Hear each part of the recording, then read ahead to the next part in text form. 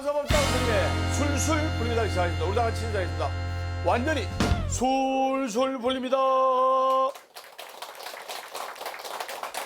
네, 오늘은 여러분들께 생각보다 간단한 행복해지기 위한 방법에 관해서 말씀을 드리도록 하겠습니다.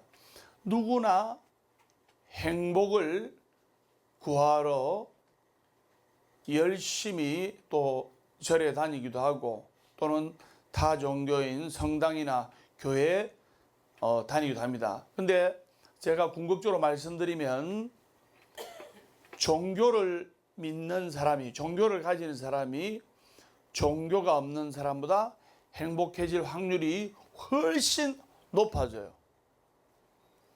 사람은 의지하고 기대고 싶은 동물 아닙니까? 맞죠?